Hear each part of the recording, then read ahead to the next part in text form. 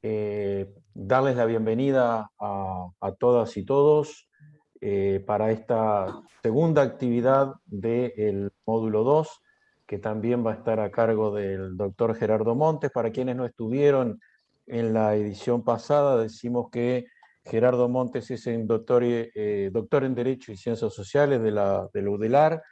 Además es magíster en Administración por la Universidad Católica, es el asesor letrado de CUDECOP, a su vez el gerente de la Cooperativa de Consumo de la Salud Pública, de COSAP, es el coordinador del Sistema de Intercooperación SICOP y el autor del libro La Administración Cooperativa, editada por la Fundación de Cultura Universitaria.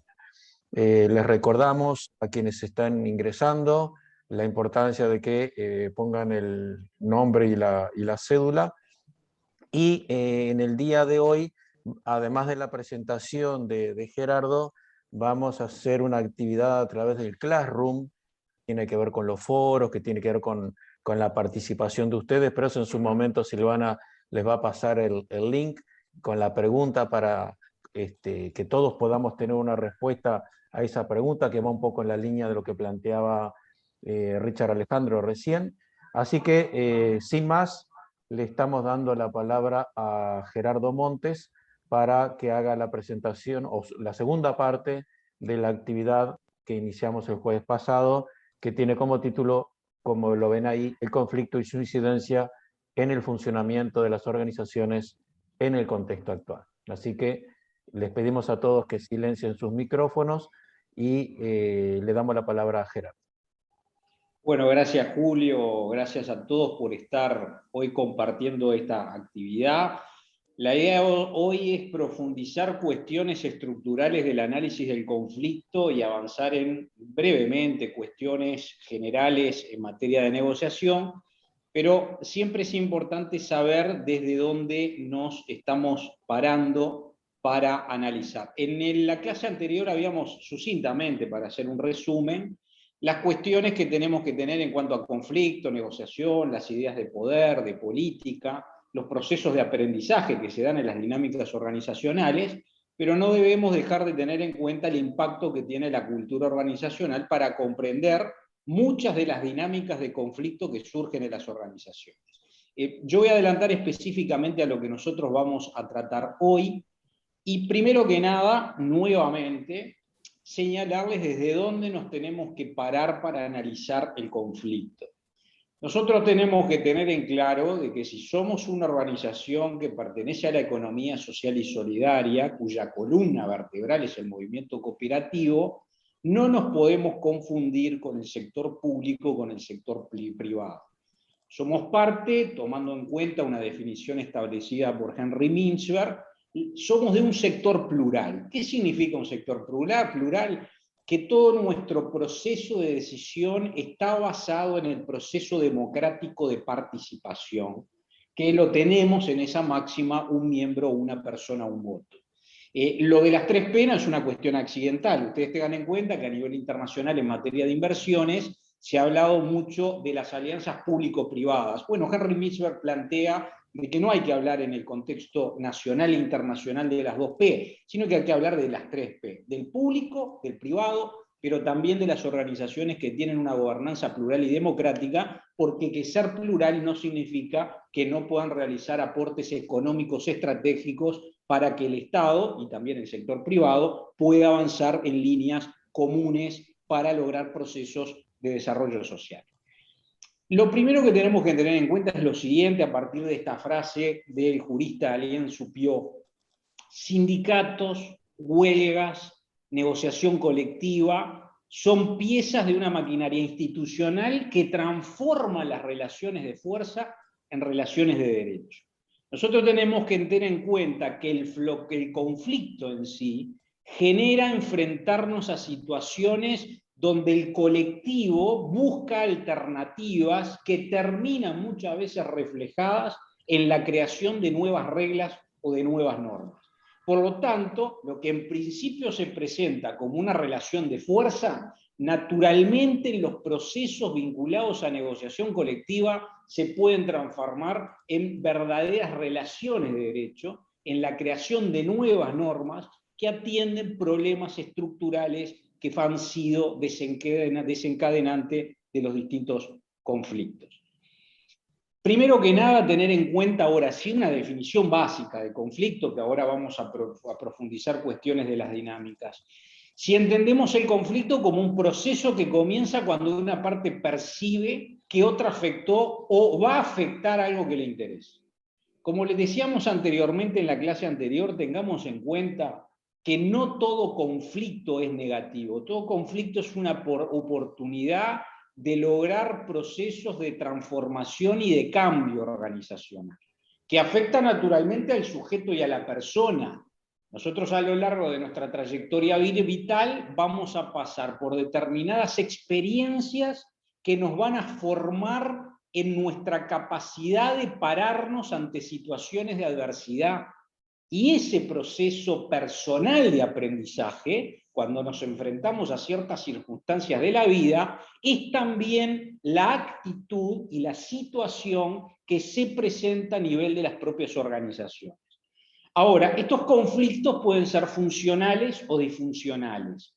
La funcionalidad o la disfuncionalidad de un conflicto está fundamentalmente basado en si el conflicto permite el desarrollo y la mejora del desempeño de la organización o de los grupos, o si el conflicto lo que genera es un proceso de entropía, de destrucción a la interna de la propia organización.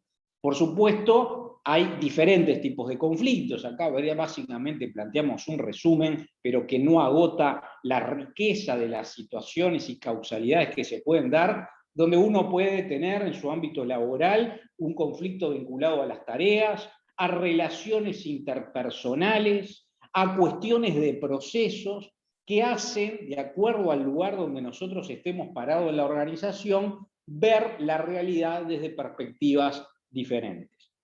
Naturalmente el conflicto, como parte de un proceso, tiene diferentes etapas.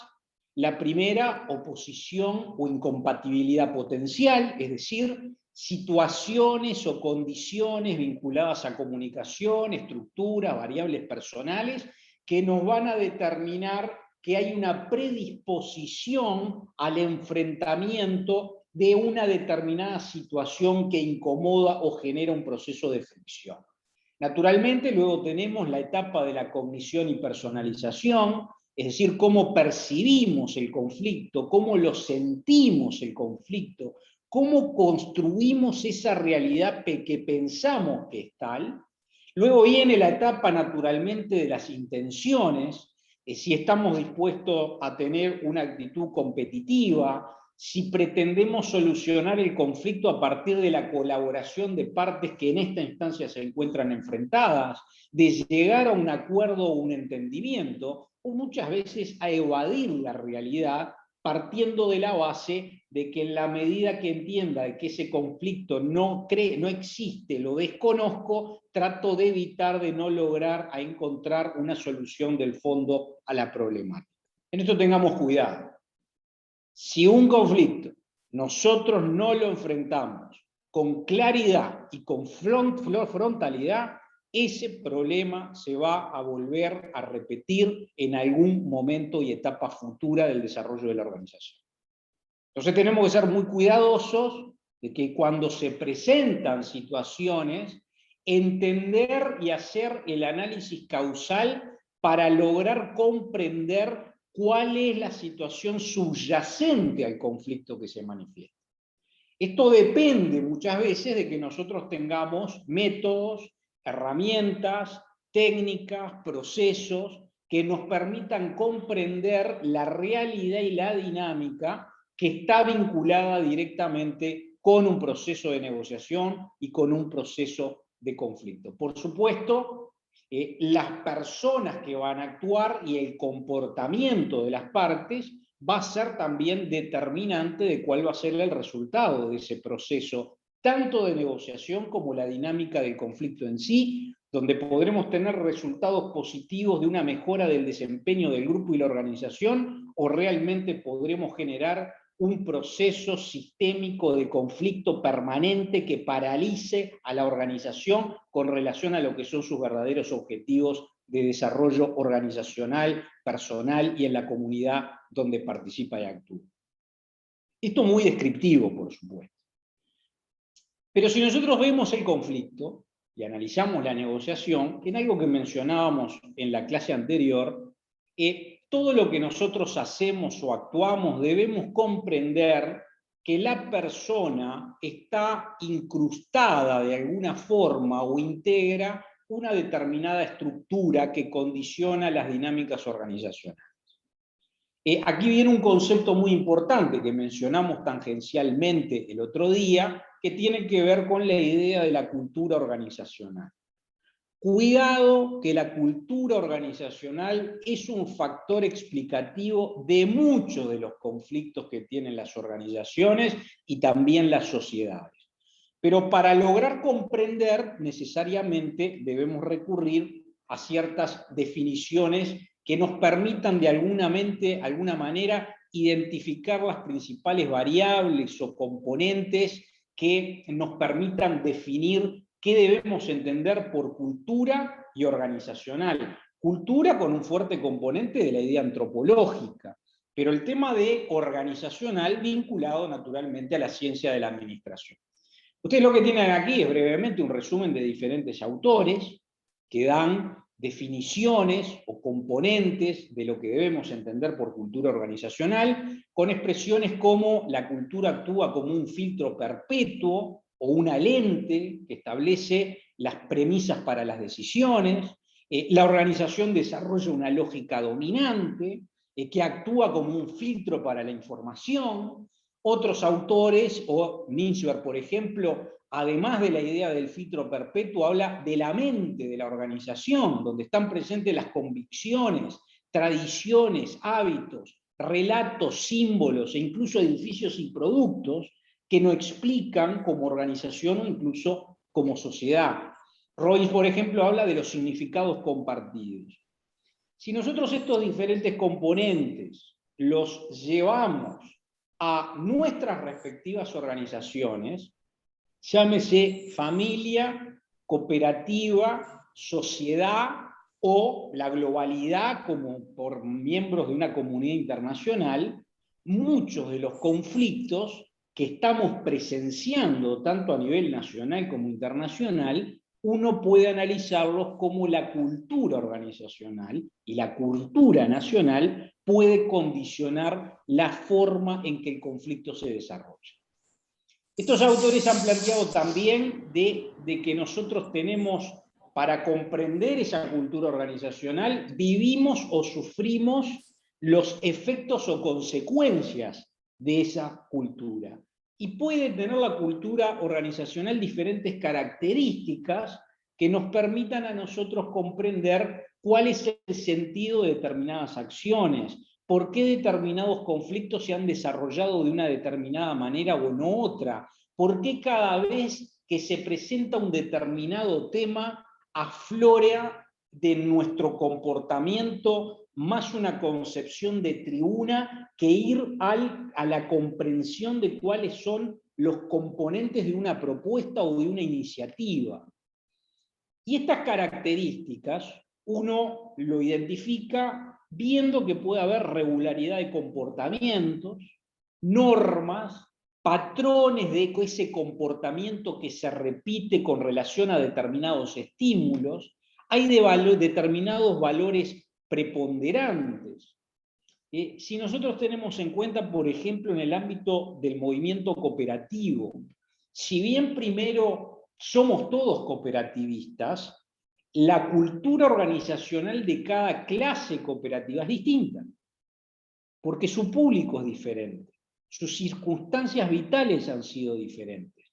¿Y cuánto nos ha costado en el movimiento lograr avanzar en los procesos de intercooperación a partir de la comprensión del otro? Comprender al otro no es meramente escucharlo, es saber lo que le pasa, es comprender su forma de razonamiento, es saber desde dónde está parado para el análisis de la realidad, y a partir de esa comprensión y de empatía con relación al otro, construir alternativas que nos permitan edificar el trayecto de ese acto cooperativo que sin la pata de la intercooperación no es un mecanismo que nos permita avanzar en procesos mucho más profundos de cambio y de transformación social.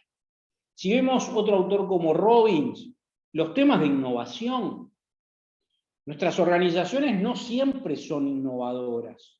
Muchas veces el miedo al riesgo, la aversión al riesgo, ha permitido generar verdaderas barreras infranqueables en procesos de cambio estructurales y organizacionales. Muchos de esos miedos o temores, conjuntamente con el otro, se han logrado solucionar cuando nos enfrentamos, por ejemplo, a cambios normativos que nos obligan a juntarnos o a analizar la problemática desde otra perspectiva. Pero tengamos en cuenta que la aversión al riesgo, que son características de las culturas organizacionales, no es una cuestión o un pecado que cada organización padezca. Las sociedades, la cultura nacional, también tiene impacto en la formación de esa cultura organizacional. No es lo mismo que la cooperativa, la organización, el colectivo, esté orientado a resultados, o esté orientado a personas, o esté orientado a equipos, que sea agresivo en cuanto a sus posiciones, si es reactivo ante determinados estímulos. Estos componentes que cada uno de nosotros va a encontrar miles de ejemplos a los cuales a lo largo de la vida nos hemos enfrentado, cuidado que son aspectos a tener en cuenta cuando nos paramos ante dinámicas de conflicto que deben ser solucionadas. Muchas veces limitamos el conflicto a una cuestión de relaciones interpersonales. Craso error, porque usted saca a la persona y va a seguir manteniendo el mismo conflicto. Si no logramos avanzar en una comprensión mucho más profunda de lo que está involucrado en relaciones de poder, que el poder es necesario para realizar los procesos de transformación. Poder y política son dos componentes que no los debemos desatender si pretendemos realizar procesos transformacionales en nuestras cooperativas y en nuestras respectivas organizaciones.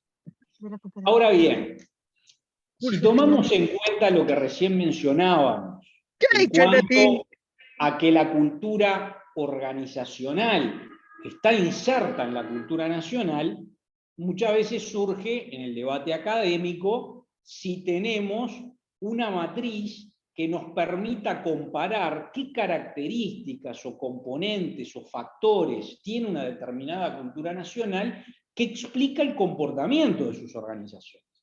En este sentido, en la década del 90, Hofstede realizó un estudio de la presencia de una corporación internacional como IBM, que se encontraba en muchísimos países, y logró establecer una serie de dimensiones para mensurar las cuestiones de la cultura organizacional. Y detectó, además de estos factores, cómo una empresa internacional podía adaptar cuestiones de la cultura nacional que no necesariamente estaban vinculadas con la cultura organizacional de una corporación internacional.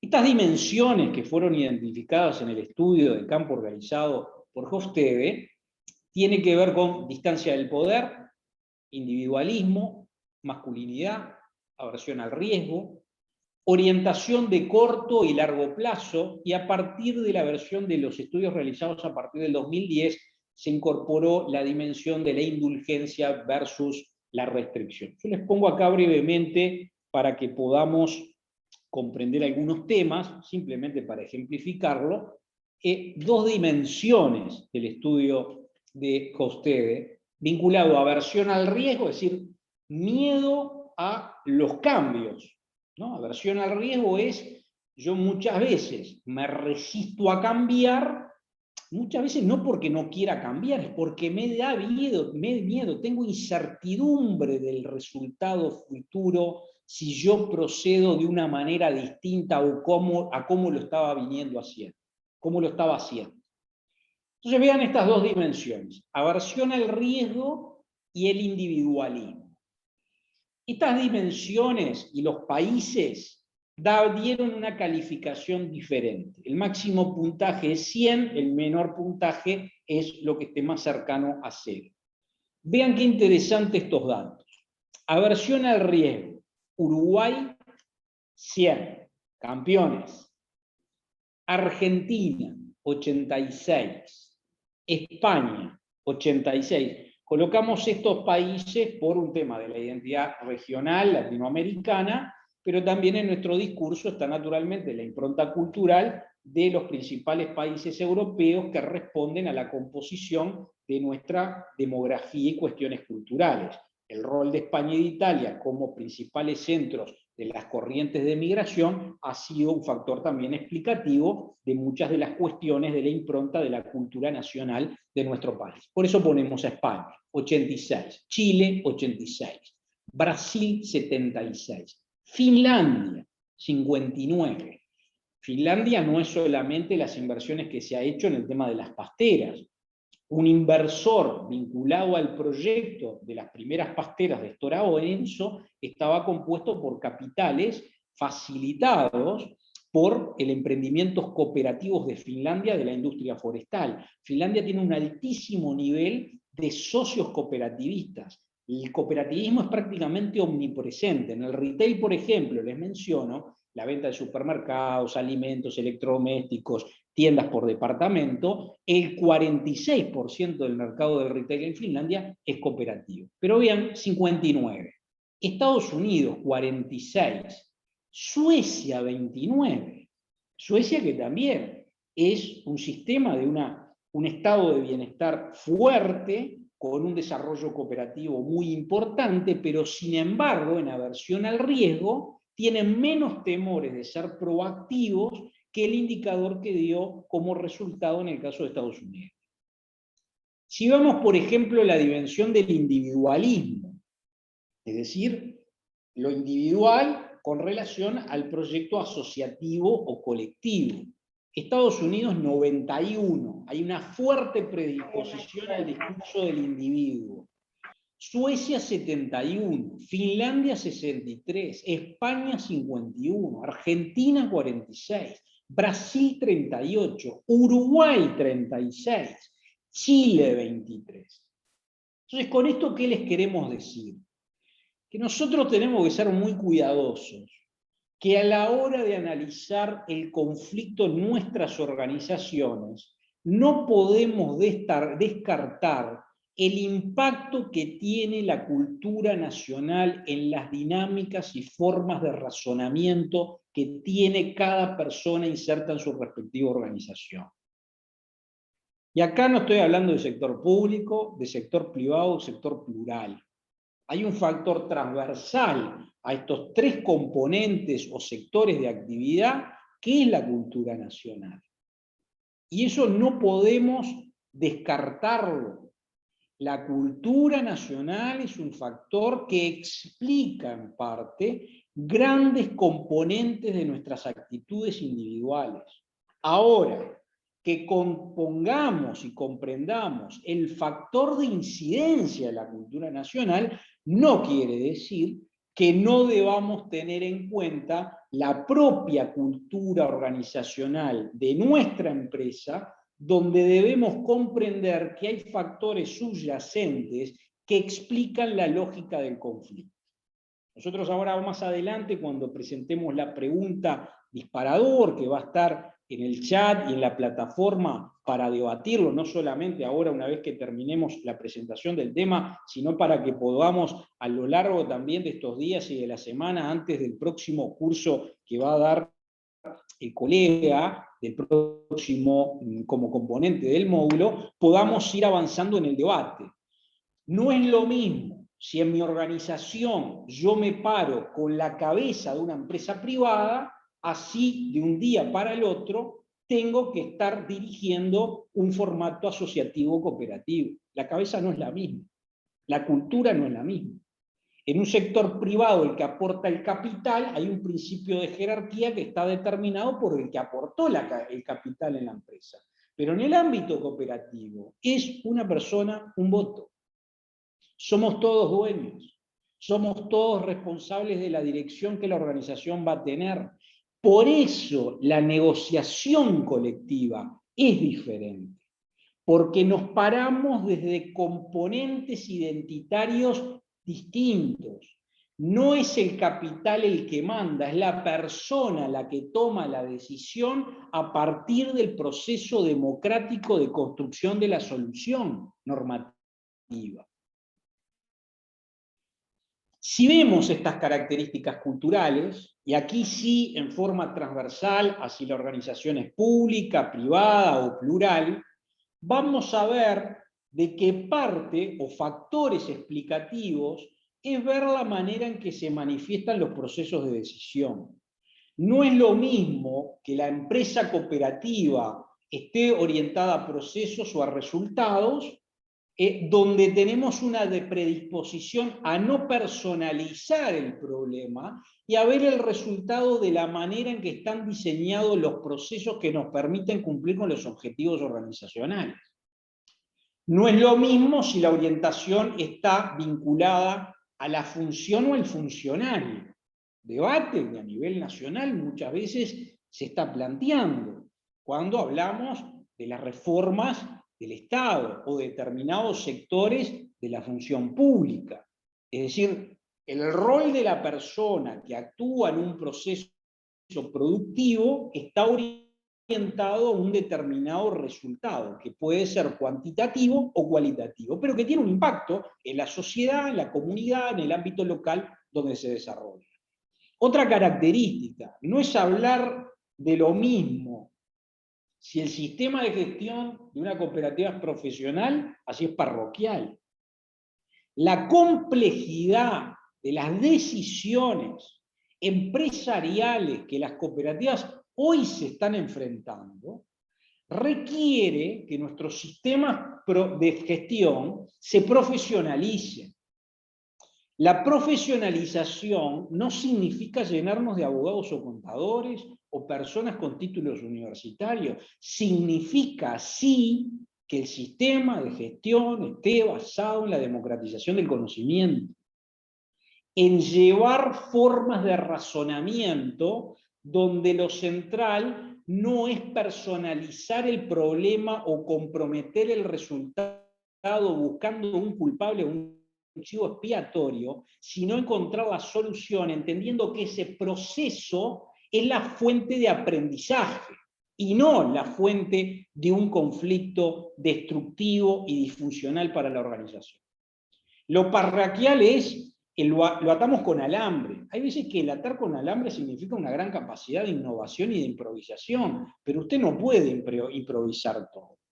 Hay un momento que debemos tener determinados criterios estandarizados para lograr avanzar en una construcción que es compleja, que es multidimensional y es multidisciplinaria. Por lo tanto, tengo que lograr comprender los cambios educativos y formativos en el acceso a la información. Cuidado con la soberbia. La soberbia es una barrera de aprendizaje. El que se lo sabe todo no sabe nada. Solamente tiene la capacidad de aprender el que es humilde. El que es soberbio no aprende. Está condenado a repetir el conflicto, a repetir el problema, a no encontrar una salida colectiva a las dificultades que la organización transita. Otro aspecto importante es los controles. No es lo mismo hablar de controles amarrados que flojos. El flojo plantea que no tengo un elemento sistematizado de verificación de lo que hago. Cuidado también, los sistemas pueden ser abiertos o cerrados. El abierto, más allá que naturalmente tiene ideas, postulados, valores claramente determinados, tiene la apertura intelectual de poder incorporar nuevos conocimientos. El soberbio, el que se lo sabe todo, probablemente lo que tiene son sistemas cerrados. No utiliza en forma proporcional los sentidos. Tenemos 2 oídos, 2 ojos y una boca. Hay que aprenderlos a usar en forma proporcional. Hay que escuchar y observar más de lo que uno habla. Y eso es gestión del aprendizaje. Otra característica que no podemos desconocer es si tenemos una cultura organizacional basada en lo pragmático o en lo normativo. Nosotros tenemos que regular. Cuidado que cuando hablo de normatizar y regular, no estamos hablando de caer en una burocracia donde todo tiene que estar escrito, regulado en un procedimiento. Por supuesto que no. Hay muchísimos ámbitos de los espacios de innovación que requiere que tengamos capacidad creativa para encontrar nuevas soluciones. Pero debemos estandarizar aspectos centrales para lograr enfrentarnos a problemas que determinan en la organización la definición de una nueva meta que asegura su proceso de desarrollo. Entonces, tengamos en cuenta que muchos de los conflictos a los que nos enfrentamos hay un componente de la cultura organizacional. Ser cooperativista no es para cualquiera. Yo me puedo hacer socio de una cooperativa muy rápido. Eso no quiere decir que sea cooperativista. Hay personas que su concepción, su análisis de las problemáticas están orientadas a estructuras más jerárquicas. Y está bien, de una empresa privada de capital tradicional, y está bien, o del sector público. Pero cuando estamos hablando de procesos de economía social y solidaria, del movimiento cooperativo como columna vertebral en nuestro país de la economía social, estamos hablando que donde nos paramos está basado en el principio democrático, en escuchar al otro, construir con el otro. Y esto no tiene nada que ver con la eficiencia. Y muchas veces tenemos ese prejuicio. Cooperativa se debate mucho, por eso no es competitiva. Compañero, compañera, las cooperativas son competitivas. Veamos que muchos ejemplos de los principales exportadores en este país están vinculados al sector cooperativo. Ser participativo y democrático no está vinculado a los niveles de productividad. Eso es una cuestión de construcción de mito. Ahora, eso no quiere decir que el movimiento no deba avanzar en procesos de alianzas estratégicas, también en la interna del movimiento cooperativo, que nos permita vernos como parte de grupos económicos que a partir de la intercooperación vamos creando realidades de escala económicas orientadas al desarrollo social y cultural de nuestros colectivos y de los ámbitos territoriales donde las cooperativas tienen presencia.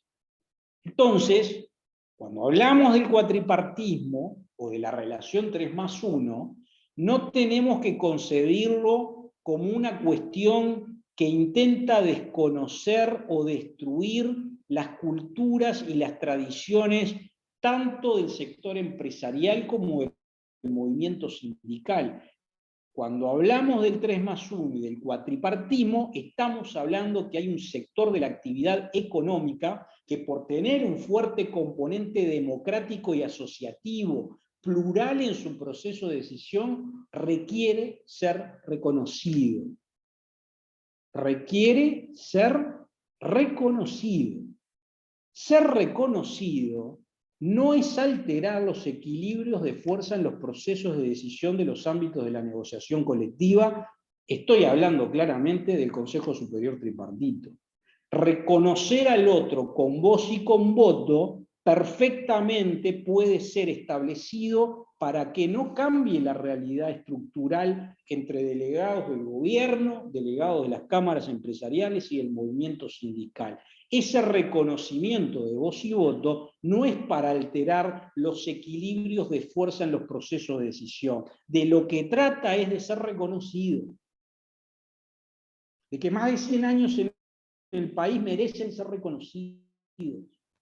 Que una cooperativa no encaja en la idea de una cámara empresarial o de movimiento sindical, y esto no significa estar en contra de los procesos asociativos, donde también cooperativas están participando tanto del movimiento sindical como de las cámaras empresariales. Pero requerimos vernos, construirnos, identificarnos como parte de una tradición que tiene de más de 100 años en el país y que el movimiento cooperativo ha acompañado el proceso del desarrollo institucional democrático del Uruguay como sociedad y como marca que lo distingue por ser una de las democracias, pocas democracias plenas a nivel internacional. Ahora bien, ¿Cuál es la clave de un conflicto? Y esto es un elemento central. Primero, las decisiones se tienen que basar en información. La mayoría de los problemas surgen porque tomamos datos aislados, fuera de un contexto, y no tenemos información. Cuando hablamos de información, estamos hablando de datos, del análisis de datos ordenados. El análisis de datos ordenados. Y yo tengo que comprender cómo leer esa información. Ustedes vean que en el ámbito cooperativo, cuando escuchamos un informe en la Asamblea General del estado de resultados, ¿cuántos logran comprender el informe que da el técnico que está informando los resultados económicos de la gestión económica de una cooperativa? Y muy poco. Yo puedo tener acceso a la información si el otro está comprendiendo la información. Y después que usted tiene la información, ahí podemos tomar la decisión. ¿Pero alcanza con tomar la decisión? No, porque la decisión no condiciona solucionar el problema. Para ello usted requiere un plan de acción. En el discurso nacional o en los ámbitos colectivos, la mayoría de nosotros sabe cuáles son los problemas que el país tiene. El qué está clarísimo. ¿Dónde está el debate central? En cómo revertir las cuestiones estructurales. Otro componente que tenemos que tener en cuenta es de que el individuo, la persona, tiene 4 inteligencias.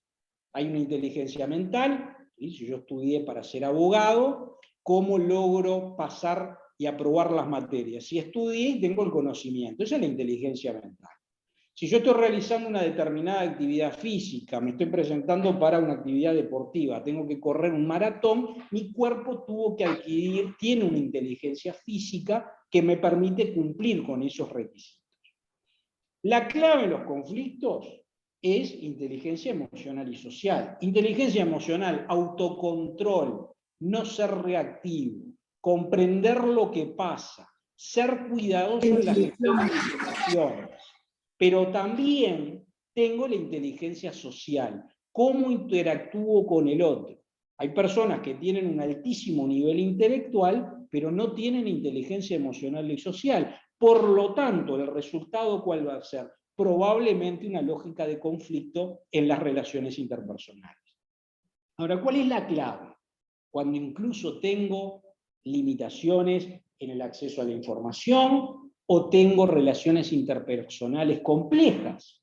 No todo el mundo tiene que agradar a todo el mundo.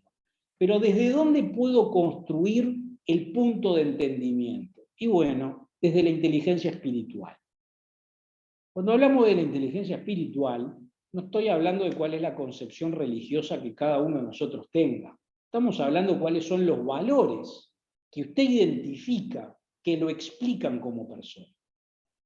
Si los valores son comunes, yo voy a lograr alinear ciertos comportamientos y acciones porque tengo y comparto un valor común.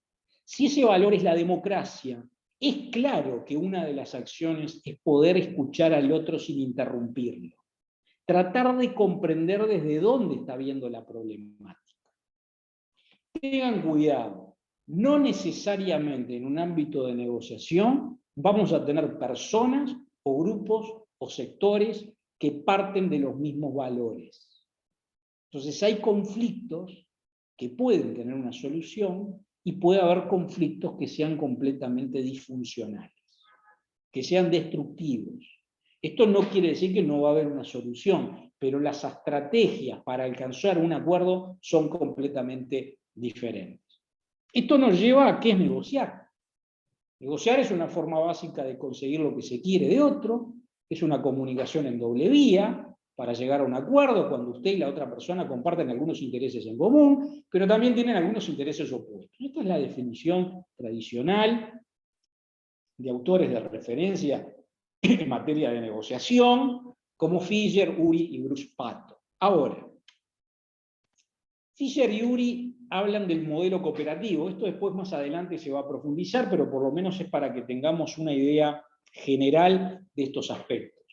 El modelo cooperativo que habla, yo voy a construir con el otro una alternativa, pero tengo que lograr cumplir con determinados requisitos. Primero, separar a las personas del problema. Si el problema es la persona, no estoy entendiendo de que no voy a resolver el conflicto. Tengo que lograr analizar cuál es la problemática. Si personalizo, pierdo. Yo voy a ser feliz si el otro no existe. Compañero, compañera, el otro va a estar y probablemente se va a reproducir. Y si usted lo saca y viene un florero, usted va a tener un problema con ese florero. ¿Por qué? Porque el tema es estructural o subyacente. Entonces no podemos personalizar el problema. Este es un elemento central.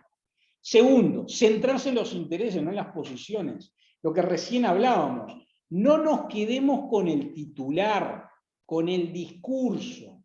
Tengo que hacer preguntas que me permitan comprender desde dónde está razonando el problema.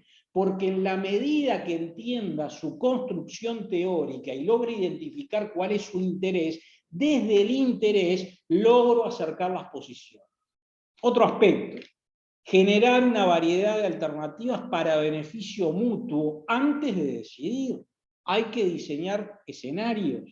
Tengo que ver hasta dónde puedo construir con el otro. ¿Qué es lo negociable o lo no negociable? Tengo que ver cómo logro acuerdos que sean viables para las dos partes, no solamente para una. Si usted está en una posición de poder y coacciona el resultado, la parte que está débil, el esquema es ganar-perder, tarde o temprano le vuelve a explotar el conflicto. Porque el que se siente lesionado en el resultado, tiene memoria y lo anota en la libretita. Otro componente es referir las decisiones a seguir pautas o patrones objetivos. Es decir, acá tiene que haber metas concretas, aspectos cuantificables reales, temas tangibles donde todos podamos construir el razonamiento y buscar las alternativas. Brevemente, para ir resumiendo, la relación entre negociadores es un componente clave. Si yo tengo una diferencia interpersonal, bueno, nos vamos a tener que calmar, porque no hay forma de llegar a un acuerdo si prima mi enfrentamiento a flor de piel porque tengo una relación irreconciliable con el otro. No importa lo que el otro diga, yo voy a estar en el campo opuesto. Bueno, ahí no hay espíritu de negociación. Ahí yo no quiero construir nada. Ahí no estoy dispuesto a buscar una alternativa común. Entonces, percepciones precisas, comunicaciones claras, no den por sobreentendido que el otro está entendiendo lo que ustedes estén diciendo. Tienen que preguntar el otro cómo lo razonó. Porque usted puede estar teniendo un problema de las palabras que utiliza que son decodificadas por el otro. Les pongo un ejemplo clave. Cuando usted tiene un problema clínico, cuando habla con el médico, si el médico no se lo traduce al español, usted no es un perito médico. Tiene que lograr entender a qué se enfrenta para saber cuál es el tratamiento. Si yo busco palabras que el otro no está en condiciones de decodificarla, no hay proceso franco de comunicación. Entonces nos tenemos que asegurar que el otro comprenda lo que estoy planteando. Emociones apropiadas. Cuidado con esto. Hay personas que gritan, que son muy temperamentales, y se escudan en que son honestos y sinceros. Miren, entre la honestidad, la sinceridad y la mala educación es una línea. Si yo estoy en un proceso de negociación, no puedo perder la referencia del respeto a la dignidad del otro, aunque tenga una posición que no sea posible negociar. Esta tal vez no la puedo negociar, pero no me privo la oportunidad de no poder buscar una alternativa de construcción con el otro. Entonces, cuidado con adjetivar y minimizar al otro, afectando su respeto y su dignidad. Defienda su posición, primero basado en el interés, con convicción, pero respete la dignidad del otro. Porque de lo contrario, y en el ámbito cooperativo con más razón, el principio democrático es hay posiciones enfrentadas pero no hay enemigos, puede haber adversarios, hay múltiples enfoques. Pero después que el colectivo tomó la decisión, incluso el que estuvo en contra la va a acatar y va a continuar aportando en ese proceso de construcción, que es el resultado del proceso democrático. El otro, actitudes positivas. Cuidado con las relaciones tóxicas. Percepciones. Cuidado que cada uno ve lo que quiere ver. El problema de una negociación es la realidad subjetiva. ¿Cómo lo ve cada uno? Por eso las preguntas. Por eso darle el tiempo a que el otro explique lo que usted planteó para ver realmente si está correctamente decodificado. Póngase en el lugar del otro. Comprender el punto de vista del oponente no significa estar en acuerdo con él. Yo te comprendo, entiendo cómo llegaste a ese razonamiento, pero creo que la situación se puede ver desde esta otra perspectiva. Comprender no significa justificar. Es que encontraba explicación, aunque el razonamiento me parezca perverso. El asunto es que si yo estuviera en esa misma condición o posición, ¿desde dónde estoy viendo la problemática? Volvemos a lo mismo, escuchemos y observemos más de lo que hablemos, de lo que hablamos. No deduzca intenciones. Esto es fantástico, porque en todas las organizaciones buscamos el chivo expiatorio. Nadie es culpable de nada. Todo el mundo es inimputable. Nadie es responsable de lo que pasó. Y mire, cuando nosotros abdicamos o renunciamos a asumir la cuota de responsabilidad de lo que nos pasa, terminamos renunciando a nuestra libertad a favor de las dictaduras. Queremos el liderazgo mesiánico y fuerte. En el ámbito cooperativo eso no tiene cabida. Por eso la discrepancia respetuosa. Por más que yo no concuerde, no puedo partir de la base que el otro tiene la mala fe porque me destruir. No, analicemos desde dónde analizó su problemática y ver cómo podemos aportar, aunque estemos concretamente en total desacuerdo en la base de razonamiento. Pero yo no puedo atribuirle al otro una intencionalidad contra mí. De lo contrario, genero la personalización del conflicto y genero los problemas de aprendizaje. Yo voy a ir en este componente, ustedes lo van a tener en el material. Esto determina la necesidad y la importancia de que las organizaciones trabajemos todas usando los mecanismos de la política pública en el desarrollo de las competencias. Cuando hablamos de competencias, hablo de conocimientos, habilidades y actitudes. ¿Qué es la competencia? Bueno, el encuentro de estos tres círculos. Yo puedo tener un conocimiento teórico, pero si no lo aplico en la práctica, no lo logro internalizar. Tengo un conocimiento teórico, apliqué un conocimiento práctico, pero después depende de la actitud. ¿Y qué es la actitud? Si la persona tiene la voluntad. Y yo puedo tener la actitud de que entiendo que tengo que escuchar al otro, desarrollé habilidades de buscar la empatía, la inteligencia emocional social, pero realmente no tengo interés de construir con el otro. Entonces tenemos una cuestión de actitud que probablemente parta de la base de que no parten las partes no tienen los mismos valores comunes. Por eso la importancia de los valores. Pero hay que desarrollar estas competencias. ¿Cómo? Desde los procesos de aprendizaje educativos y formativos. Educación, conocimientos aplicados al proceso productivo. Formación, valores que orientan mi comportamiento. Valores que orientan mi comportamiento.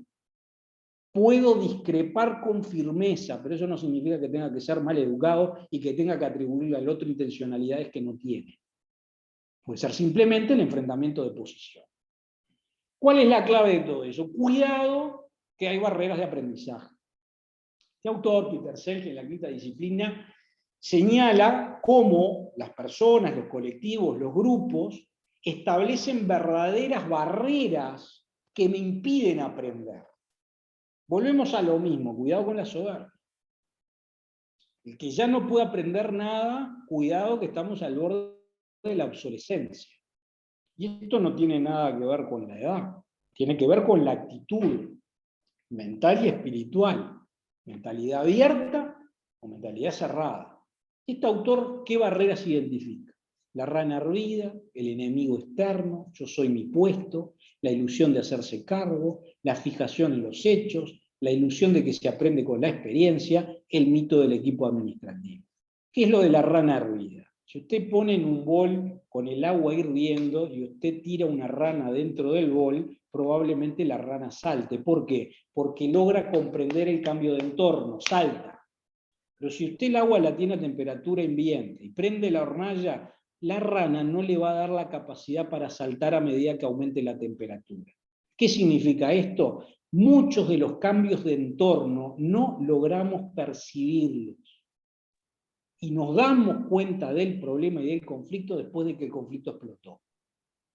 Por eso hay que desarrollar la competencia, aumentar el conocimiento, hacer diseños de escenario, democratizar las discusiones en los ámbitos colectivos, porque me permite el otro como lo está viendo, y evitemos tener nosotros la barrera de la rana hervida. El enemigo externo, siempre es más fácil pensar que hay alguien que me quiere destruir. Es mucho más fácil. Porque no tengo que mirarme en el espejo. No es el otro que me destruye, soy yo mismo que no logro comprender lo que tengo que cambiar. Cuidado que con esto no estoy idealizando que cuando usted está disputando un determinado espacio, no haya espacios competitivos donde una empresa quiera desplazar a otra. No seamos ingenuos, pero no puede ser que la única explicación que tenga los conflictos es que el otro es un demonio que quiere ocupar mi lugar y me quiere desplazar. Eso es el enemigo externo. Yo soy mi puesto, bueno, mi responsabilidad acaba en lo que yo estoy haciendo. Bueno, compañero, no ese es el tema. Yo tengo responsabilidades en esta construcción. Si yo pertenezco a una clase cooperativa y estoy en un movimiento, no tengo responsabilidad exclusivamente por lo que afecta a mi clase, sino cuál es el aporte desde mi clase cooperativa para la construcción del movimiento en su conjunto. La ilusión de hacerse cargo. Personas autosuficientes con un nivel de confianza en sí misma, pero que muchas veces puede tener enormes niveles de incompetencia. ¿Y eso qué significa? Que usted se va a enfrentar al problema y el problema se lo va a comer. Y no es un tema de que yo me puedo hacer cargo. Nadie individualmente hoy se puede hacer cargo de nada. Tenemos que construir alternativas colectivamente. La fijación en los hechos, situaciones del pasado que marcaron el conflicto y el enfrentamiento, y permanentemente traigo ese hecho como un justificativo para no confiar ni construir en el otro. Eso es barrera de aprendizaje. Eso es buscar también el chivo expiatorio. Mentalizo a la gente en una sintonía de conflicto y no logro construir alternativas más allá. Ese conflicto probablemente existió y efectivamente hubo partes enfrentadas. Pero si yo tengo una fijación en los hechos, no logro construir una alternativa de cambio. La ilusión de que se aprende con la experiencia. Mire, por el hecho de que usted tenga muchos años en una actividad económica, social y cultural, no piense que por el hecho de estar adquirió el conocimiento. A veces el pasaje del tiempo marca no la sabiduría, sino la obsolescencia. Entonces no alcanza con cuánto tiempo usted estuvo en determinada función, sino qué es lo que logró incorporar, aprender, internalizar, transmitir, debatir, partiendo de la base que usted construye, viendo lo que hacen los demás y construyendo democráticamente en un proceso de comunidad con fuerte componente territorial. Y el otro, el equipo administrativo. Yo y mis valientes somos capaces de cambiar todo. Y está bien que usted tenga confianza en su equipo, pero no descarte que los otros, por más que en algún momento no estén de su lado o tengan una discrepancia, no los pueda sumar democráticamente en un espacio de debate común como es el espacio público. Dejamos planteada esta pregunta para que podamos debatir ahora y que está en el foro. ¿En qué tipo de conflictos ha participado por falta de información o comprensión de los hechos? Y los conflictos nos marcan y nos definen. Y muchas veces, tal vez, si hubiéramos incorporado ciertos conocimientos de cómo pararnos, cómo gestionar cuestiones emocionales, sociales, desde dónde analizo el conflicto a partir de determinados valores, cómo modulo y manejo con cuidado la forma de dirigirme con el otro, por más que deba tener la firmeza en la defensa de la idea, probablemente el resultado de muchos de los conflictos que hemos transitado hubieran sido distintos. Dejamos abierto el debate para que lo podamos intercambiar entre todos, si a ustedes les parece bien.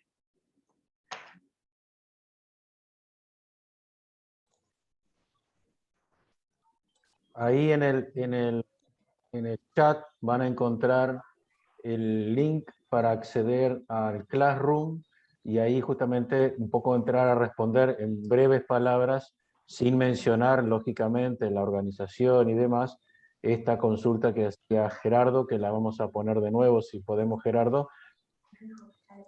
La pongo yo, Julio. Bueno, Silvana.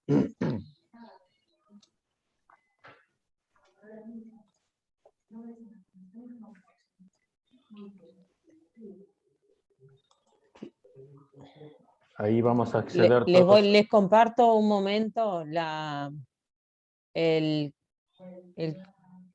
pantalla del Classroom. Aquí, donde dice que hay una nueva pregunta, entran ahí, ya miren, ya ahí tenemos alguna respuesta. Y ahí pueden escribir la respuesta que plantean y aquí lo publican y lo envían. ¿Alguna pregunta con respecto a esto? ¿Si queda claro? Ingresan al link que aparece en el chat y eso lo lleva a la pantalla que está compartiendo Silvana.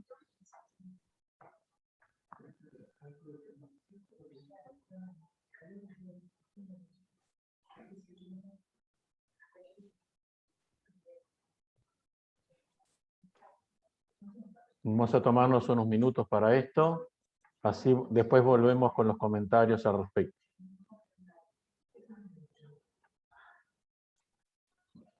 Acá nos dicen que algunos compañeros que están con celular no han tenido posibilidades de acceder al Classroom.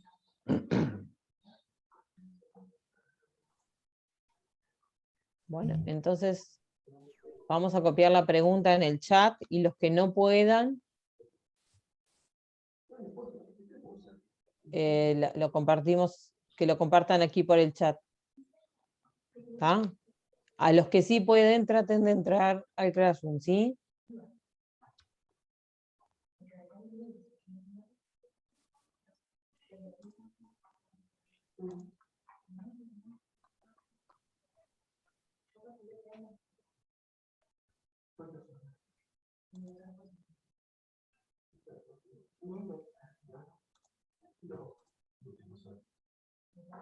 Recordamos la pregunta que está en el chat también ahora. ¿En qué tipo de conflictos ha participado por falta de información o comprensión de los hechos?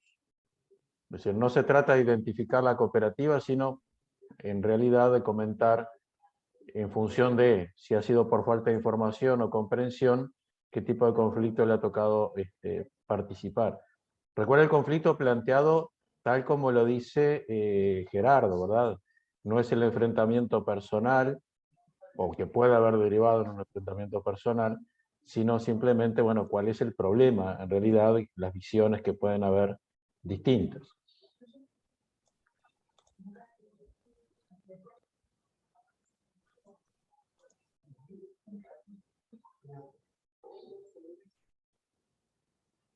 Algunos no tenían el acceso al Classroom, ahora lo habilité de otra forma para ver si pueden entrar.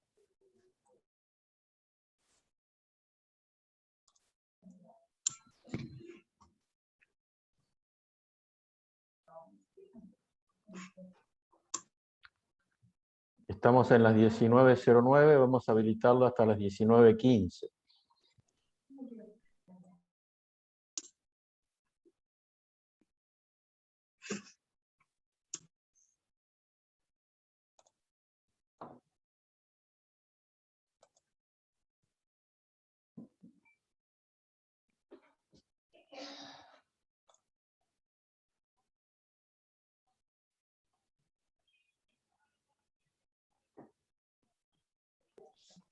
Les recordamos lo que decía Silvana, que si no tienen acceso al Classroom por alguna razón, lo pueden hacer en el chat.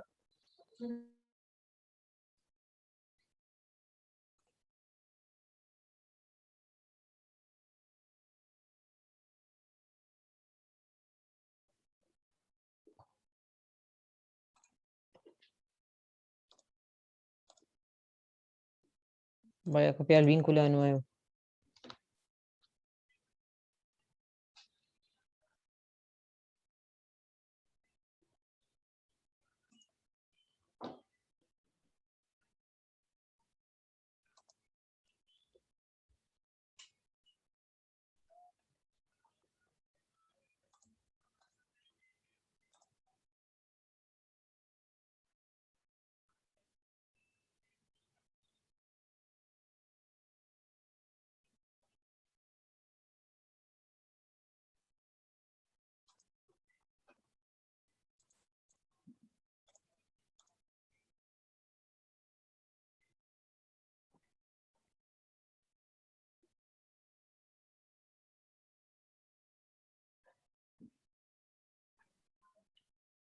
Después que leamos las respuestas, vamos a hacer algunos comentarios a partir de la intervención de Gerardo también.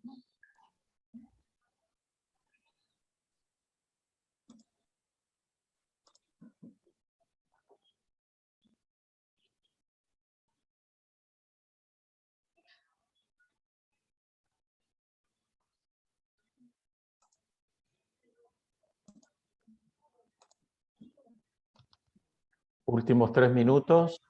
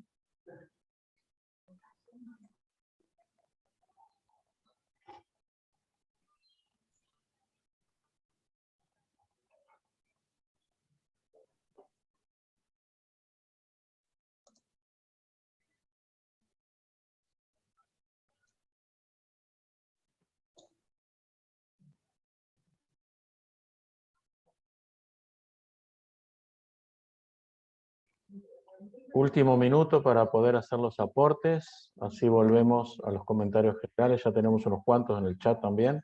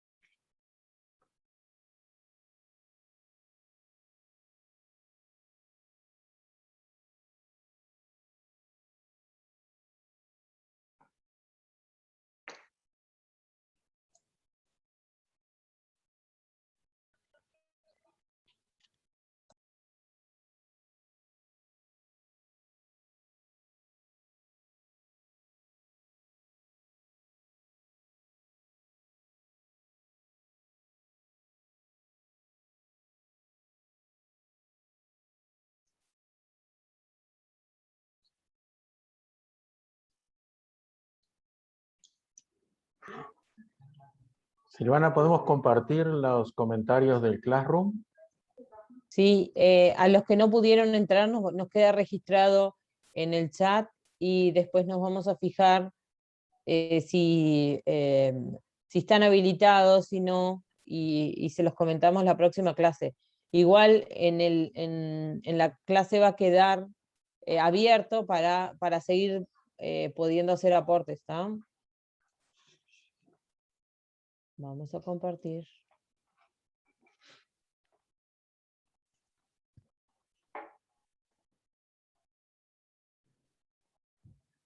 Está silenciado, Julio. Si podemos ampliar un poquito.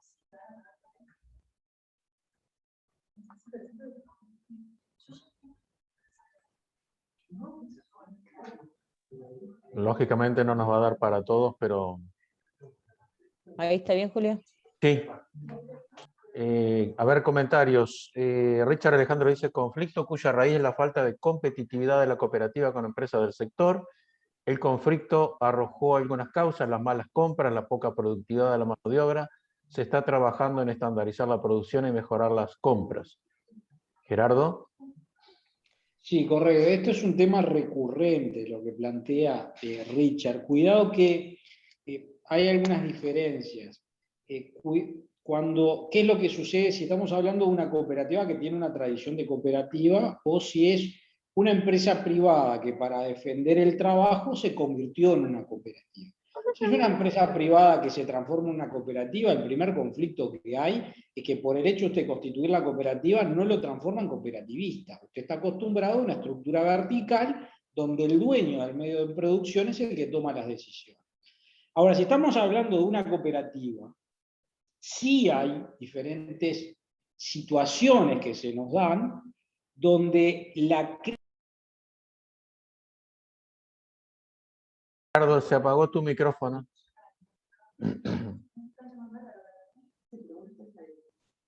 Hola, ¿se escucha? Ahora sí. Perdón, me saltó ahí un cartel. Estaba comentando lo que planteaba Richard. Hay una diferencia si estamos hablando de una empresa privada que pasa a ser una cooperativa, así es un tema de gestión de una cooperativa que ya tiene una trayectoria de años como cooperativa. Ser cooperativa no nos inhibe de tener problemas de gestión, ¿verdad?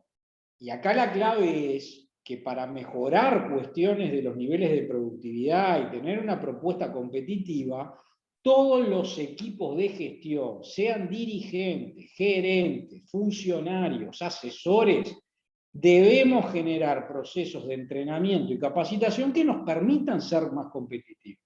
Ahora, ¿cuál es la clave? Si yo este proceso de mejora lo encaro partiendo de la base que todo el mundo no sabe nada, tengo un problema de que la persona que se va a sentir afectada no vamos a lograr crear el clima adecuado. Es decir, lo que funcionó y las herramientas que utilizamos explicaron un determinado momento de la organización. Ahora es un momento nuevo. ¿Y cuál es la clave del momento nuevo?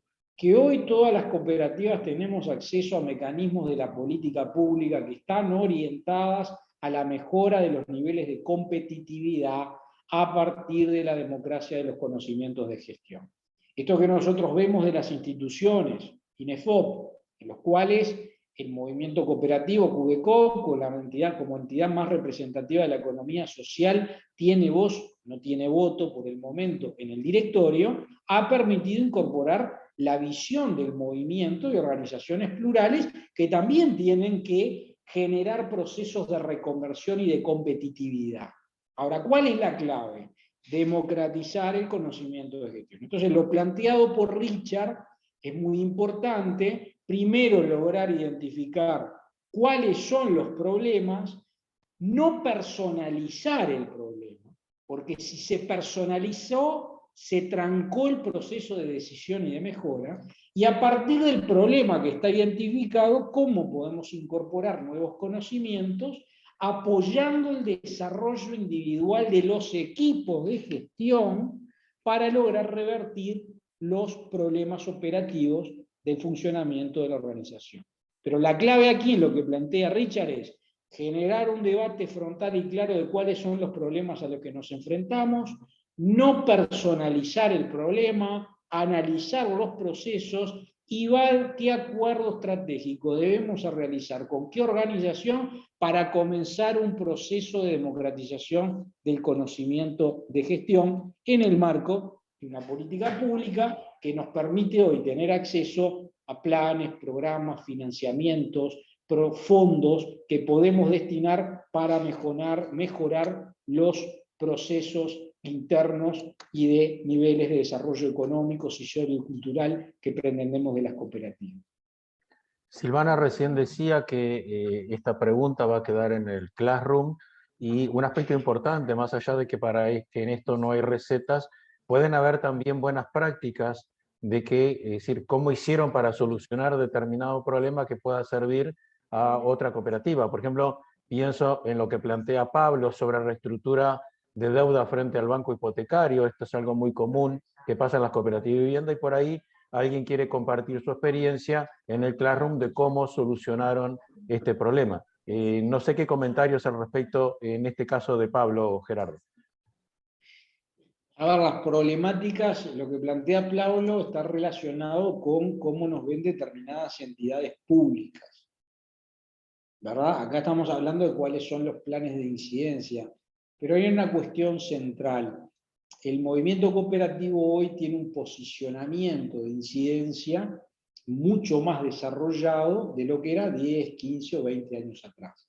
Esto no quiere decir que el movimiento cooperativo, antes de la aprobación de la Ley General de Cooperativas, no tuviera incidencia en procesos políticos o de políticas públicas. No, por supuesto.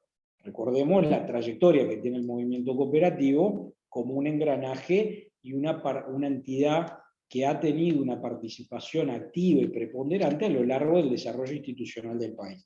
Pero lo que plantea Pablo tiene que ver también de que muchas veces diferentes entidades del Estado no logran comprender lo que es el sistema cooperativo.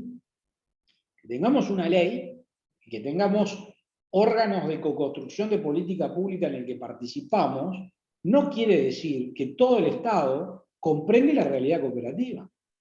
Y ahí viene la importancia de lograr presentar al movimiento, en la estrategia que la Confederación viene realizando, en los espacios de participación que tiene, como en el INEFOP, y en la cogestión de un instituto público como es el INACOP, para seguir incidiendo en las entidades públicas. Yo les cito un ejemplo. Explíquele a la persona que lo está atendiendo en la DGI que muchas veces hay errores de imputación y hay cooperativas que pagan impuestos por las dudas, porque no quedó claramente identificado por parte del Estado que esa entidad estaba exonerada de cierta carga tributaria. Entonces, por supuesto que hay que seguir avanzando en cómo el Estado, en sus diferentes espacios, visualiza el movimiento cooperativo, porque no somos una empresa común y corriente. Somos una empresa que tiene determinadas formas de funcionamiento, que eso no significa no ser competitivo, pero que requiere naturalmente que el actor público, el agente público, nos logre identificar usando y comprendiendo nuestras características. Acá del chat rescato dos que tienen alguna similitud. Santiago dice: los conflictos son porque la mayoría desconocen las normativas vigentes, hasta llegan a desconocer los convenios salariales.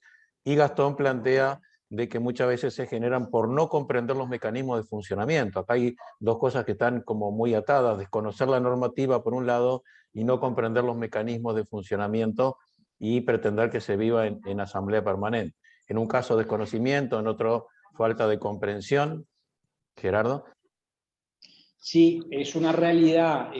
Nosotros en este tipo de instancias lo que vamos observando y viendo es que muchas veces la gran mayoría de los conflictos a los que nos enfrentamos es porque no tenemos la formación o la información de cómo razonar el problema. Vuelvo a poner el ejemplo cuando uno se enfrenta a una enfermedad. No todos son médicos, pero usted aprende a gestionar lo que una dolencia lo imposibilita. ¿Esto qué quiere decir? De que todos tenemos la capacidad de aprender, pero aprender significa incorporar formas de razonamiento. Y en materia de gestión, ustedes piensen que es como si los estuvieran invitando a pilotear un avión.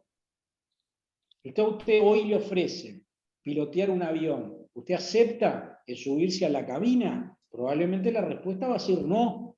Entonces a usted lo eligen como presidente de una cooperativa o para que gerencie una organización. ¿Usted dice que no? ¿O entiende que tiene las competencias para asumir ese cargo y esa responsabilidad? Y probablemente nos pase que diferentes compañeros y compañeras que asuman niveles de responsabilidad no tienen las competencias. ¿Eso significa que no puedan ocupar el cargo? No, no estamos diciendo nada de eso. Pero estamos diciendo que la persona que asuma esa responsabilidad de estar al frente de una organización asume también como obligación avanzar en su proceso de formación, porque tiene que comprender lo que está involucrado en las temáticas que tiene que resolver en los procesos de decisión. No puede llegar a explicar un error en un proceso de toma de decisión, me asesoraron mal. No es que lo asesoraron mal. Usted no se informó debidamente, o usted no aprendió del tema con la debida profundidad. Entonces, en este punto, tenemos que tomar como elemento central que el proceso de capacitación en las cooperativas debe ser una cuestión de política institucional sistemática. Dirigentes se tienen que capacitar, socios se tienen que capacitar, funcionarios se tienen que capacitar, porque la dinámica a la que nos estamos enfrentando hoy requiere que estemos informados y formados para entender a lo que nos estamos enfrentando. Cuando llegamos a una conclusión donde entendemos que no tenemos que aprender nada porque aprendimos todo, nos estamos enfrentando a algo que habíamos visto en la clase anterior, que es la ceguera funcional. Acá plantea Alberto en esa misma línea de que el lenguaje que se utiliza en materia financiera, por ejemplo, no siempre es comprensible, que va en la línea de lo que estaba explicando Gerardo recién. Después voy a unir dos, el chat, Cecilia Goncalves y Estefanía Silveira plantean el tema de cuando hay bandos o personas enfrentadas o cuando no hay interés de llegar a un acuerdo, dice Estefanía, que le pasó eso en algún momento, que las partes no estaban interesadas en llegar a un acuerdo y seguramente tiene que ver cuando el conflicto se personaliza. Sí, ese es un gran problema, ¿no? Cuando usted tiene la cultura organizacional, ustedes tengan en cuenta que en una organización, dependiendo del tamaño, uno tiene la tendencia de formar bandos o grupos. ¿Dónde surge el mayor de los conflictos? Cuando mi lealtad es más con relación al bando o al grupo que siento que pertenezco que a la propia organización. Mire que en organizaciones se viven verdaderas guerras civiles. La organización pasa a ser una cuestión accidental, accesoria, no está como un elemento central. El socio no está en el componente central. Es qué grupo es el que toma control de la organización. ¿Eso existe? Claro que existe. Hay un antídoto. Y bueno, lo que tiene que haber es procesos de asinceramiento. Ahora, cuidado. En la búsqueda del acuerdo, cuidado que no todo es negociable. Si en una organización se generan determinados conflictos donde los valores no hay forma de conciliarlos, probablemente la organización va a transitar una situación de conflicto donde el que tiene el poder de decisión deberá tomar determinadas medidas para sanear el funcionamiento de la organización. Si yo tengo en la organización un colectivo que lo único que pretende es obtener beneficios, pero sin aportar para el desarrollo de la organización, bueno, va a haber un conflicto de intereses y un choque donde estamos hablando de intereses completamente diferentes. Miren que no estoy hablando acá de posiciones, ya estoy hablando de intereses contrapuestos. Si esos espacios se dan, ¿usted cómo logra construir alternativas? Y bueno, dentro de los marcos normativos que tiene para dirimir los conflictos. Que recuerden que en determinados espacios de debate, como es en el ámbito del tripartismo y la negociación colectiva, puede haber determinadas situaciones que terminan siendo resueltas por mayoría. ejemplo, cuando se convocan los consejos de salario, recuerden que hay tres partes. Está la Cámara Empresarial, el movimiento sindical, pero también está el Poder Ejecutivo. La idea es que se busque un acuerdo que no requiera de que el Poder Ejecutivo tenga que resolver el conflicto, pero si el conflicto no hay una apuesta de lograr un entendimiento razonable, porque hay posiciones que priman al interés común, bueno, debe actuar dentro de los marcos legales para lograr levantar y solucionar esa dificultad. Ahora, después que terminó esa cuestión, necesariamente la organización debe encarar internamente procesos de democratización del conocimiento de gestión, porque si usted entrena a las personas, usted prepara a las personas, probablemente, lo que nos pasa a todos, es que comenzamos a ver la realidad desde una perspectiva distinta. Y eso nos enriquece, eso permite que se forme una masa crítica, una visión crítica de lo que queremos. Porque más allá que uno pueda tener una lealtad hacia un grupo, un bando, no está dispuesto a comprometer la institucionalidad de toda la organización. Después tenemos comentarios de Catalina Díaz, que habla de conductas de uno de los socios que lleva una denuncia verbal, y en el caso de Jenny también, de alguna manera, una manipulación, porque habla de información recortada desde la propia comisión directiva para incidir en una de las opciones en el momento de tomar la decisión. Bueno, profesionalización de los sistemas de gestión, tanto lo que plantean las compañeras. A ver, volvemos a lo mismo, que seamos cooperativas no quiere decir que todas las personas manejan los mismos valores, los mismos criterios de comportamiento. Podemos tener personas que están en una posición de poder o están en un lugar de influencia para obtener un beneficio. Ahora, esos desvíos de comportamiento, ¿cómo los corrige? Desde la verticalidad, no, desde la institucionalidad. Le aplica el estatuto, le aplica el reglamento. Analiza con el otro el impacto que tiene si uno accede a determinada cuestión, explica cuáles son los fundamentos del no. Ser cooperativista no hay que decirle sí a todo. El no es un factor importante, porque los límites es lo que nos permite también construir y desarrollar los derechos de las personas. ¿Bien? No hay que tener miedo a los límites dentro de la organización, pero ese límite no es el resultado de la arbitrariedad, sino del debate en la construcción de una regla que es para afirmar determinados valores de desarrollo de las personas. Entonces, si hay contraposición de intereses, aquí la clave es cuál es el nivel de calidad de desarrollo institucional que la cooperativa tiene, y usted eso lo verifica solamente en una instancia, cuando ve una situación de conflicto interno donde una persona o un grupo trata de llevar a la cooperativa a un extremo que la cooperativa no debe transitar. Usted ahí testea el nivel de la fortaleza institucional. Y son los carriles democráticos, que esto lo tenemos en una cooperativa, pero también en espacios colectivos, como es el propio funcionamiento de las dinámicas políticas que se pueden dar en la propia sociedad. Juan Giles plantea diferentes percepciones por parte de los dirigentes, básicamente diferencias de evaluación en riesgo de la cooperativa, y después Cristian plantea un caso muy puntual de una situación de enfrentamiento porque había, me imagino que estamos hablando de una cooperativa de vivienda en construcción, había anunciado un paro y la empresa que estaba trabajando igualmente mandaba a hacer hormigón. Sí, bueno, volvemos a lo mismo. En el caso cooperativo, en las empresas de economía social y solidaria, volvemos a lo mismo. Si nosotros no nos identificamos como que somos distintos, nadie nos va a reconocer como distintos. Ese reconocimiento de la especialidad es porque tenemos un debate democrático interno muy rico. ¿Esto qué quiere decir? ¿Que no vamos a tener desvíos de comportamiento, situaciones de conflicto? No. Ahora, el dirigente, el que asume la responsabilidad de conducción, y vuelvo al tema que mencionábamos anteriormente, tiene la mayor obligación y responsabilidad de prepararse para el ejercicio de la función. No alcanza con que el colectivo lo haya votado para que lo represente. Volvemos al ejemplo del avión. Usted está piloteando un avión.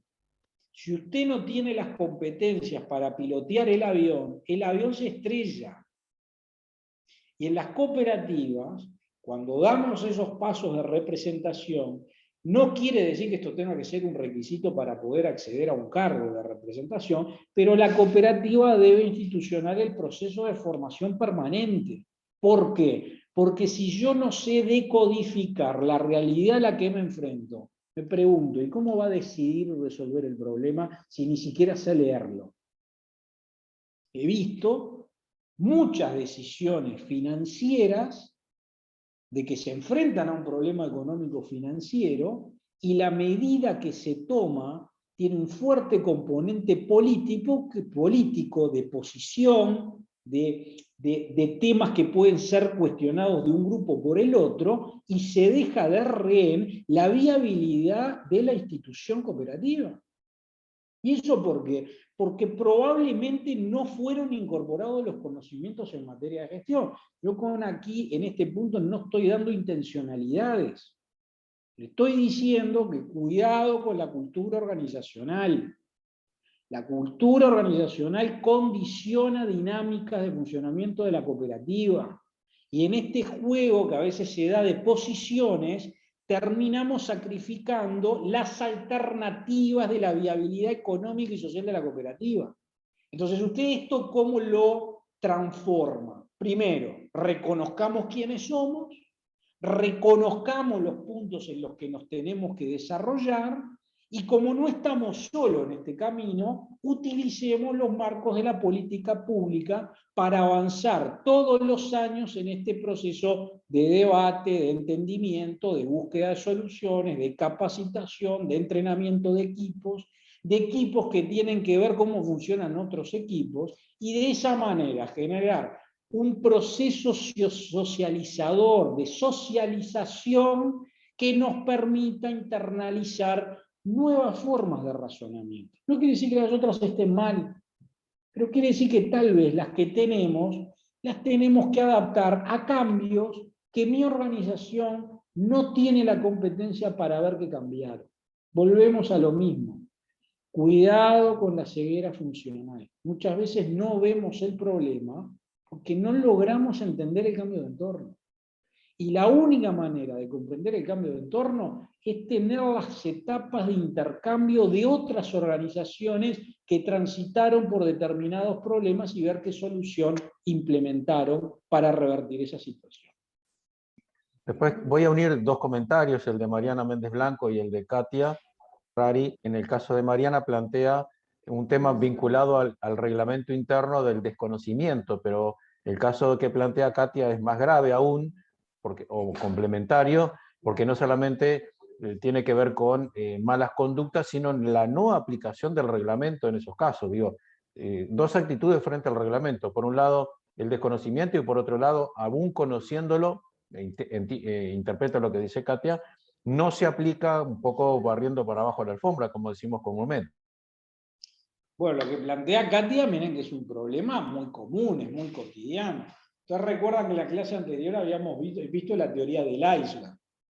Uno tiene en la punta de la línea de flotación del iceberg el aspecto formal. Yo puedo tener un reglamento. Pero si yo el reglamento, pero ¿cuál es la dimensión que gobierna la cooperativa? ¿El reglamento? No, la interna de la organización. Entonces yo puedo encontrar situaciones como lo que plantea Katia, donde tengo una norma que prohíbe un determinado comportamiento, pero en la dinámica organizacional, la parte oculta, no formal, que condiciona la viabilidad de la cooperativa, se aplican criterios de flexibilidad donde a fulano le aplico una regla y a sultano, como es de otro bando, le aplico otra. Bueno, ¿eso qué es lo que está planteando? Que debemos replantear la institucionalidad de la cooperativa. Debemos replantear la fortaleza institucional y la profesionalidad de la cooperativa. Con profesionalidad no estamos hablando, vuelvo a repetir, llenarnos de egresados universitarios, no. pero tenemos que educar y formar a toda nuestra organización que no hay posibilidad de lograr un desarrollo económico, social y cultural de escala si no definimos previamente nuestros códigos de convivencia. Si este código de convivencia no es construido a conciencia, usted está sedimentando y sembrando el conflicto futuro. Capaz que usted no lo ve, pero las próximas generaciones van a encontrar que una limitante estratégica fue no haber resuelto los problemas cuando los problemas se presentaron. En la misma línea de los reglamentos internos, Leticia plantea situaciones conflictivas por justamente no existir un reglamento interno. Así que fíjense que frente al reglamento tenemos como tres elementos. En un caso no existe, en otro caso se desconoce lo que dice el reglamento y en otro caso se omite su aplicación. Estamos hablando de tres actitudes o tres situaciones frente a un mismo tema que tiene que ver con el propio reglamento. Ana plantea el desconocimiento del estatuto, ¿ya? En otro caso, Carla, sobre la falta de participación en distintas actividades. Es decir, que tenemos una variadísima cantidad de situaciones que pueden plantear distintas soluciones. Por eso nos parece importante que este tema lo sigamos trabajando en el chat y en el Classroom, y sobre todo planteando algunos ejemplos que ustedes pueden tener de situaciones de las cuales con una buena práctica lograron superar un conflicto. Estamos a unos pocos minutos de terminar y queríamos ahora sí, los que quieran participar, sobre todo nos interesa la opinión respecto a esta variante que introdujimos hoy de que ustedes mismos a través del Classroom y a través del chat pudieran plantear distintas situaciones o distintos ejemplos para que el docente pudiera comentarlo. Así que unos minutos de intercambio, los que quieran hablar, simplemente piden la palabra. Sí, Richard. Sí, buenas noches. Excelente, como siempre, Gerardo. Aparte se nota que no es un trabajo de un par de horas que prepara una clase o un taller para venir justamente a exponer y a enseñarnos y a mostrarnos el tema, sino que esto lleva, estoy seguro que Gerardo debe haber trabajado horas y horas en investigación y cómo desarrollarlo y cómo lograrlo, hacerlo entender a la mayoría. Sí, bien, sobre esta última pregunta que estabas haciendo, voy a empezar por eso, Julio. La verdad que la novedad de también hacer el intercambio es justamente una demostración de lo que nosotros tenemos como conflicto en la mayoría de los casos, porque las personas es muy difícil a veces desarrollarse o hablar frente a otros en el grupo o en la organización, más si están todos presentes. Más desarrollar todavía el pensamiento que en ese momento se le está traspasando y lo quieren justamente plasmar frente a los demás. Es complicado y es difícil. Y es por ahí que se generan a veces también parte de los conflictos. Y hay gente que se siente mucho más cómoda escrita que hablando. Por eso este otro medio le da una alternativa, porque nos está pasando acá en el taller. ¿Cuántos pueden o cuántos desean hablar? Estoy seguro que la mayoría, pero ¿cuántos se animan a decirle, estaré diciendo algo que tenga coherencia? No será tonto lo que estoy diciendo. Eso es lo que a veces la mayoría se enfrenta y eso es también parte del conflicto del que nos lleva justamente a las organizaciones. Y sobre lo que decía Gerardo en cierto punto, yo justamente veo un programa televisivo y me llamó la atención que comparaban un partido político con la organización y justamente que le está pasando a ese partido político la adversidad porque se comparaba con nosotros y justamente dio dos casos, que no los quiero nombrar, pero se van a dar cuenta, uno es cooperativo y el otro no, y decía que había fracasado justamente porque estaba muy democratizada su organización. Ahí me di cuenta que tampoco sabía mucho de cómo se llevaba la interna de cada de esas dos organizaciones. Pero es bueno escuchar a veces las opiniones de mucha gente y ver cómo nos ven en el exterior. Por eso les puedo decir que sí, que el conflicto es permanente. Yo estoy en un conflicto permanente totalmente, hablando solamente de la organización y del trabajo, porque tratar de conllevar las ideas de todos es bastante difícil. Y tenemos que trabajar mucho, no solamente en lo que pensamos, sino cómo lo entendemos los problemas, ¿verdad? Ahí es donde tenemos gran, digamos, el problema de la generación del conflicto. Y una gran parte es cómo estamos dispuestos a comunicar y cómo estamos dispuestos a recibir esa comunicación. Si nosotros estamos dispuestos solamente a que nos entiendan lo que nosotros queremos decir, digo, es un gran error. Porque nosotros tenemos que ir a exponer lo que nosotros pensamos, pero también ir abierto a ver si nosotros estamos en lo cierto o no estamos totalmente en lo cierto. Si hay alguna conclusión de que nos puede llevar justamente a un camino mejor entre todos. Es difícil en este tipo de organizaciones, pero Gracias, hay Richard. que lograrlo. Por eso, perdón, Julio, pero por eso la formación que decía Gerardo, yo creo que hoy logró desplayar muy bien lo que habíamos hablado en el tema anterior. Muchas gracias, Julio, por dejarme intervenir. Gracias, Richard. Mario Alvarelos. Sí, buenas tardes. No, un poco continuando con el hilo de las clases pasadas y una temática que para mí es importante analizarla desde el punto de vista de hechos que suceden en las cooperativas, que creo que por las intervenciones que han pasado en otros compañeros, no soy el único que lo he planteado. Obviamente que las cooperativas están constantemente tratando de gestionar con el conflicto, que es bueno, que obviamente de muchos conflictos se crece, pero yo planteo algunas situaciones que se dan entre socios que se sindicalizan y que en realidad olvidan por desconocimiento o tal vez por conveniencia sus deberes como socios, olvidando los caminos internos de las cooperativas y ingresando en planos reivindicativos solamente. Si bien muchas veces de esos conflictos también se crece y la cooperativa mejora, tal vez me gustaría escuchar al doctor que ya le mando un saludo, cuál es su opinión sobre ese tema en cuanto a la participación de sindicatos de socios dentro de una cooperativa. Recuerden que este tema está planteado en el foro desde la primera actividad y también podríamos profundizar a partir de ahí. Antes de dar la palabra a Gerardo para la respuesta, capaz que lo de Gastón va en la misma línea. Adelante, Gastón.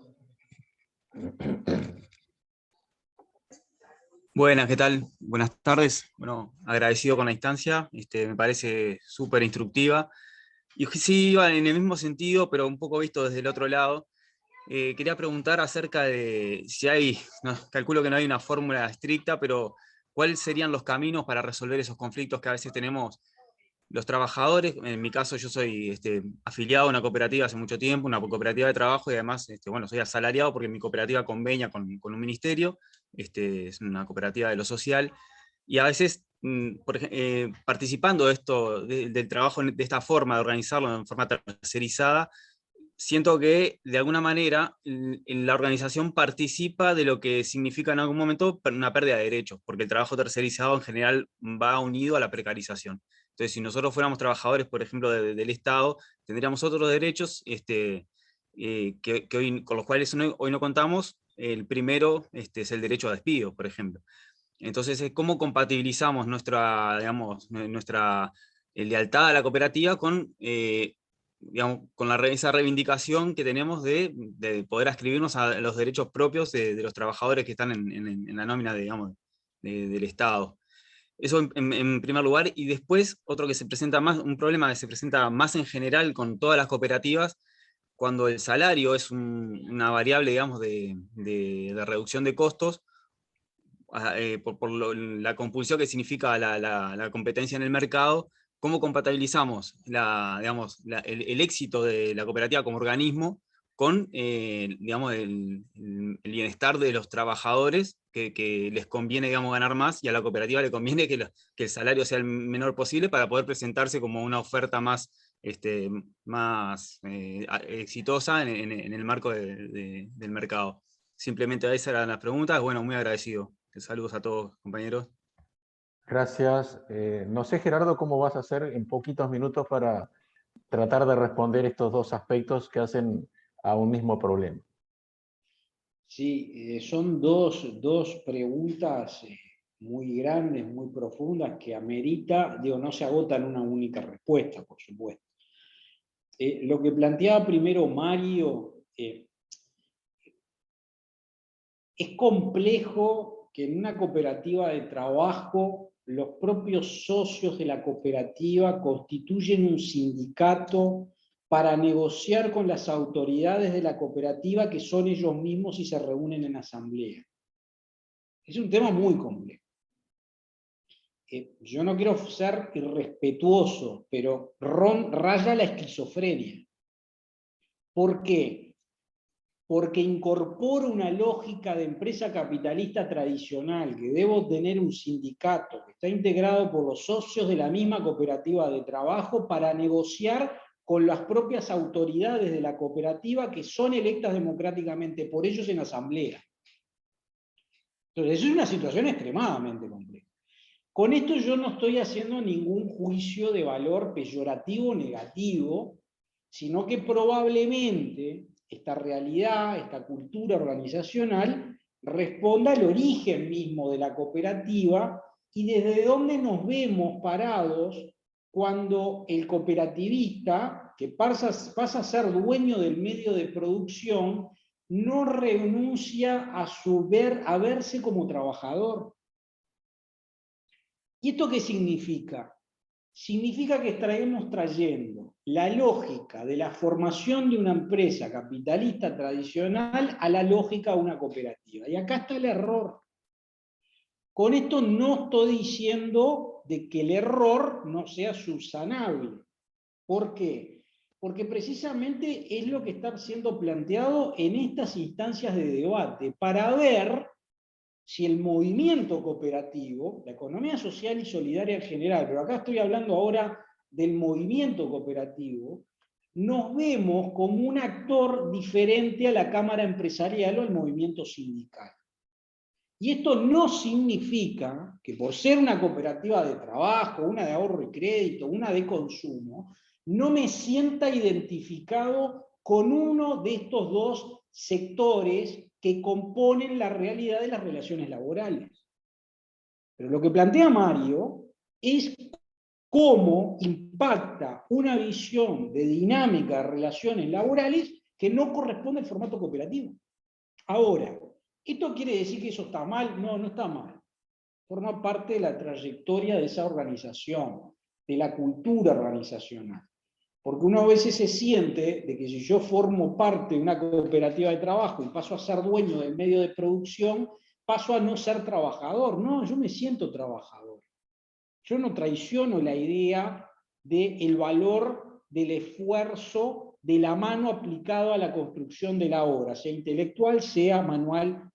Pero ¿por qué tengo que analizar el conflicto de mis condiciones laborales en un ámbito cooperativo importando y aplicando el formato clásico de negociación colectiva entre patrón y obrero?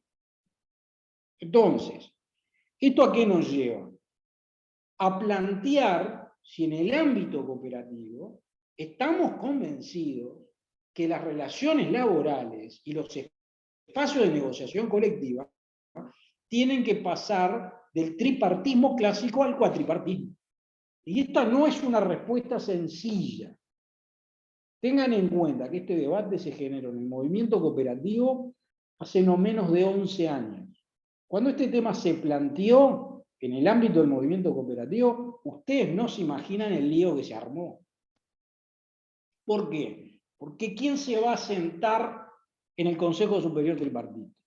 ¿Cómo nos vemos como movimiento en la participación de la negociación colectiva? Ha sido muy complejo esto.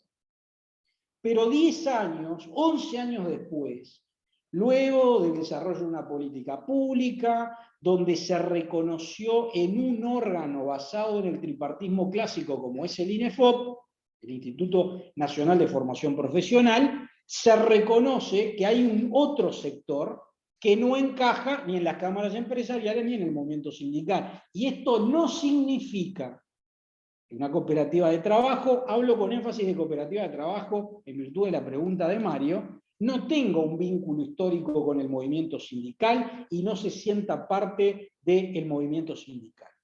Pero eso no significa que no aportemos en la construcción de que somos una cosa diferente. Entonces, ¿cómo logramos revertir cuestiones estructurales que están incorporados a nuestra cultura organizacional? Bueno, no hay otro camino que el debate, la participación, la educación. Y cuando hablo del debate, no estoy hablando exclusivamente del debate de ideas a la interna del movimiento cooperativo. Estoy hablando que hay que generar el debate también con las cámaras empresariales y con el movimiento sindical. Porque el cooperativismo no puede ser visto como el caballo de Troya del tripartismo clásico. No nos pongan en ese rol. Tenemos más de 100 años de historia en el país. Nacimos conjuntamente con las instituciones democráticas del Uruguay. Fuimos parte activa del proceso formativo del movimiento sindical, pero también de sectores empresariales extremadamente competitivos. Fuimos parte de un proceso de desarrollo de política pública. Ustedes vean el fenómeno de Conaprole. Fue el resultado del Estado apoyando el desarrollo de un movimiento cooperativo. Ahora, hoy contamos con otras herramientas que 10 años atrás no teníamos. Políticas públicas, espacio de debate de ideas, programas de formación, fondos de inversión que nos permiten construir esta identidad sin renunciar a nuestra propia trayectoria histórica. Sabemos, por supuesto, que hay cooperativas de trabajo que viven en el alma, que forman parte del movimiento sindical y tienen su sindicato. Y con esto no estoy diciendo que esté mal, está muy bien. Forma parte de nuestra identidad, de nuestra cultura. Ahora, si la dinámica de funcionamiento del sindicato pone en tela de juicio la viabilidad institucional de una cooperativa de trabajo que está integrada por los mismos integrantes que integran el sindicato, convengamos que tenemos que debatir más. Hay que debatir más. Porque Bien. ser dueño del medio de producción no me hace traidor de causas sociales. Ustedes imagínense lo siguiente, y hago una pregunta. Si el PIT-CNT tiene funcionarios contratados, ¿qué tiene? ¿Tiene que pedir permiso a formar parte de una cámara empresarial porque tiene empleados? ¿Pasó a ser, por ser empleador, pasó a ser cámara empresarial? Y no. En una cooperativa, si soy dueño del medio de producción, no dejo de ser trabajador ni necesariamente me tengo que incorporar a una cámara empresarial. Soy una cooperativa y ese desarrollo cultural es clave para seguir buscando los procesos de entendimiento. Vuelvo a decir, sindicalismo en cooperativa de trabajo no está mal.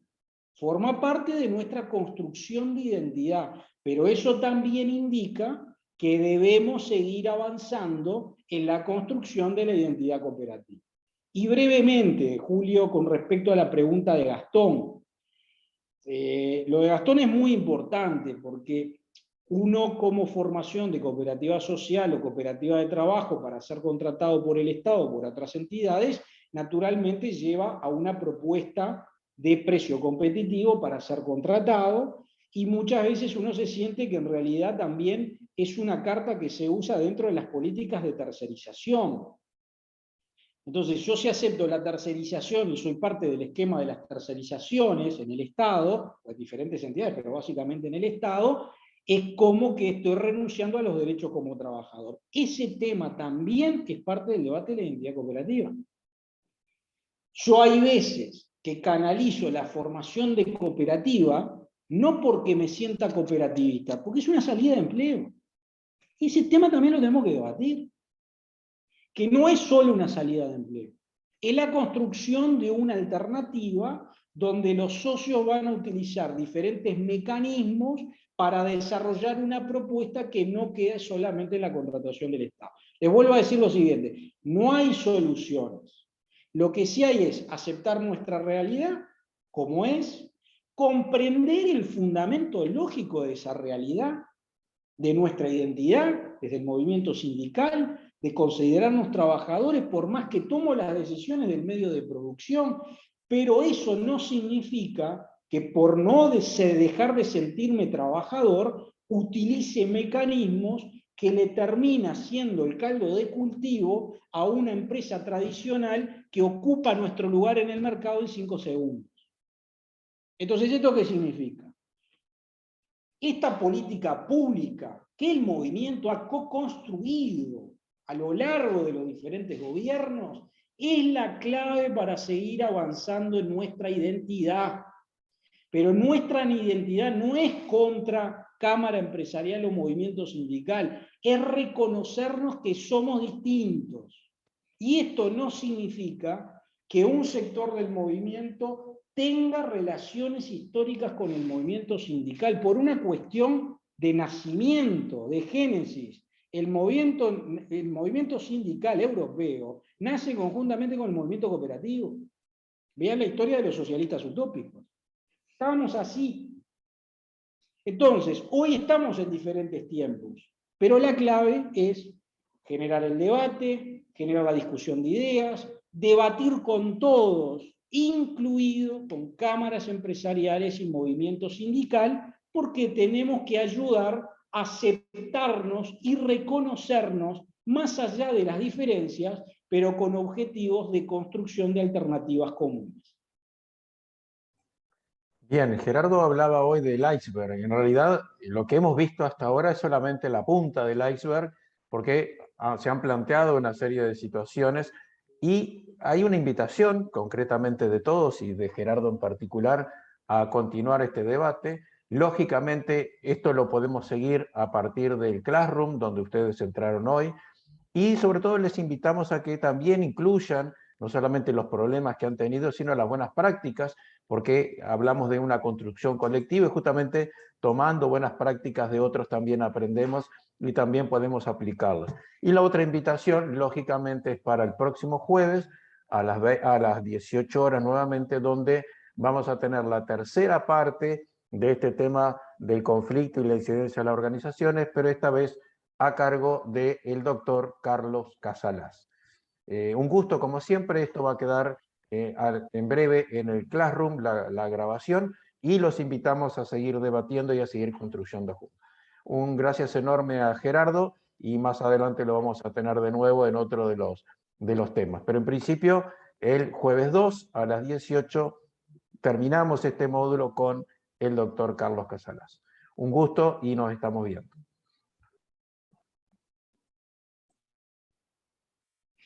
Que pasen bien, hasta luego.